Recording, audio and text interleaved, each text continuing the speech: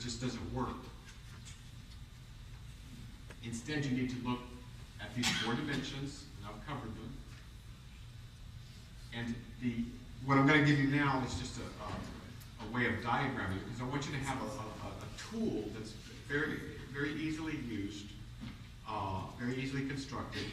And in this tool, it's color-coded, and it turns into an 8x10 piece of paper. These are for those of you who are really working in human matters. All right? This is not really useful for contracts, but it's other than that, if you're in human matters, it doesn't. We color the heart red, and the mnemonic is that it's the color of blood. The mind is green as a creative field, a green creative field. The body's blue for the blood that runs in the veins, and the soul is yellow for the light of the soul. The heart is concerned with those midbrain functions: love, hate, love, fear, etc. The mind is learning, teaching, developing. The body is blood, genes, sex, food, shelter, legal connections. Those are blue, diagrammed in blue. And the soul is yellow. Meaning, higher purpose, your spiritual dimensions.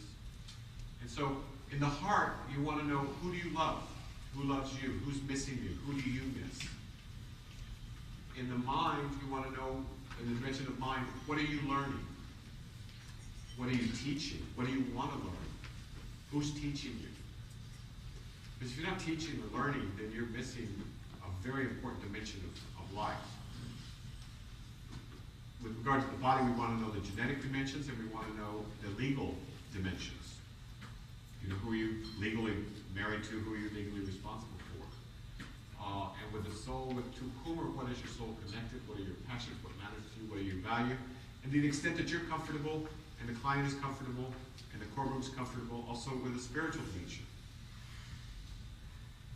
or religious dimension. Now I'm going to diagram it this way. We're going to take this hypothetical kid who's up for, mediation or dependency. Let's talk about dependency.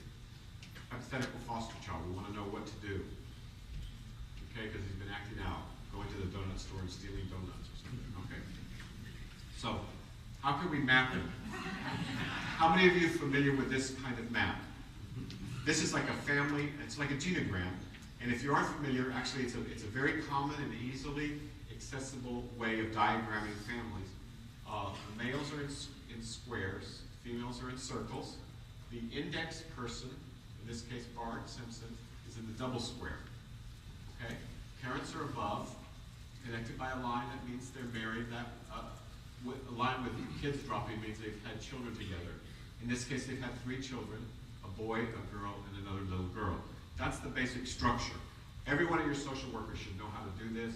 Anybody that's doing family studies should know how to do this. They should be able to diagram this for you easily. Now, it's going to get a little bit more complex, because now, because we're interested in Bart's well-being, we need to know, well, in addition to who he's connected to, which is his mother and his father and his grandfather. You see Homer's grandpa.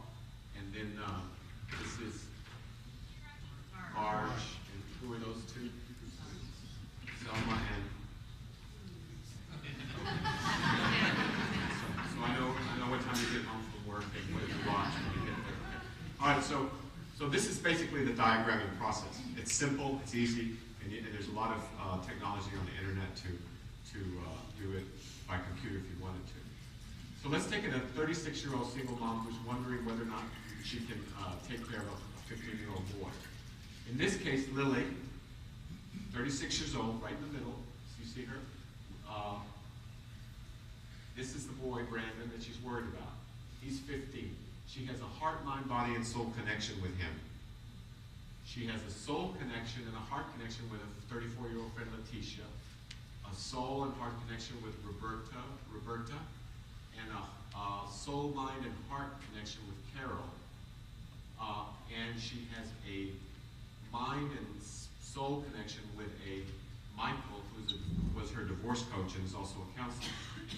But in addition to that, notice how she's connected by heart, mind, body, and soul to an older aunt, an older sister named Carla, and an older brother named Ramon. In addition to that, she's well connected to her grandparents, who are intact, and there's no love here. She was married to Carlos, that's the blue line. They're divorced. That's a double line there. There's no love there. There's no connection there. There's very little over there. But look how much she has over here. So in this case, she's quite capable of taking care of this child. She's well connected. She's got the kind of support she needs. And by the way, after you start seeing these, you can read them like x-rays. They're very easy to read. So now let's look at a case of truancy, juvenile justice, foster care, and reentry. Juan was a foster kid. These are his two foster families in black, because there's no genetic connection. And actually there's no heart or mind or body connection either. And he is got 3 gang friends to whom he's connected emotionally. He loves his gang friends. He's got an older friend, 18-year-old Alex, who's not part of a gang, who's teaching him something. We should know what.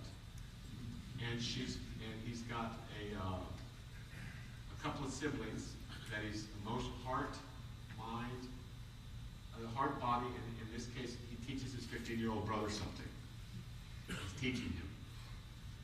Now, he's also got an uncle, Chuco, 36 years old. His mother's an alcoholic. See that flag there? His father is in prison. And his grandparents, one of them's dead, another one's got a drug or alcohol problem. And then he's got an older uncle over there who's not in prison, that he happens to have a heart, mind, body, soul connection with. In this particular case, which I was called in on, Juan was going back to the CYA because he'd been running away from the ranch repeatedly. And some of that had